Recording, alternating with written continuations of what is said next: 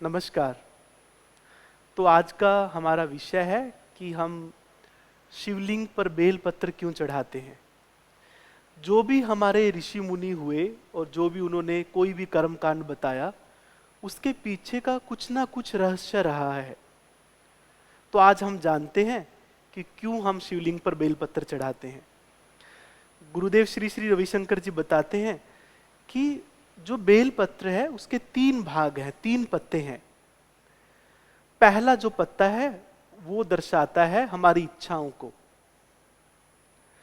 तो जब भी हमारे मन में कोई इच्छा छोटी हो, कोई इच्छा बड़ी हो, उससे क्या होता है, वो हमें खुलने नहीं देती, वो हमें बांध कर रखती है।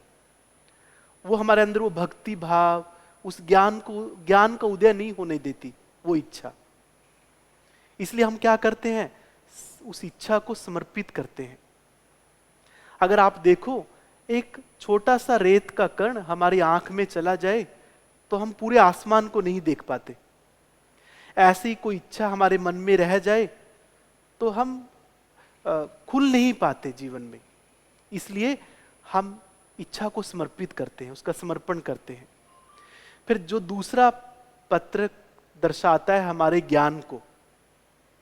तो कई बार ज्ञान से भी हम बन जाते हैं, है ना। एक सीमित ज्ञान, एक सीमित दृष्टिकोण, वो भी हमें बांध लेता है। तो उसको भी हमें समर्पित करके उससे भी मुक्त होना है, उससे भी फ्री होना है। जैसे आप देखो, एक कपड़े पर अगर हम साबुन लगाएं तो फिर साबुन को भी धो देते हैं, नहीं तो वो साबुन भी मैल बन जाता है। उसी प्रकार जो ज्ञान हम जानते हैं थोड़ा बहुत, उसको भी हम समर्पित करते हैं, नहीं तो हो सकता है वो भी हमारे दुख का कारण बन जाए। और जो तीसरा पत्र है वो दर्शाता है हमारे अहंकार को, है ना। कई बार हम जीवन में दुखी होते हैं, उसका कारण हमारा स्वयं का अहंकार होता है।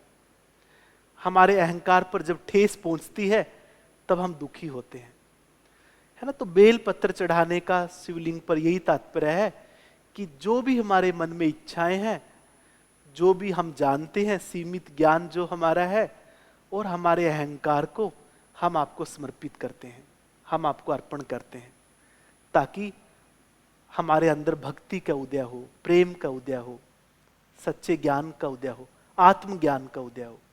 नमस्कार।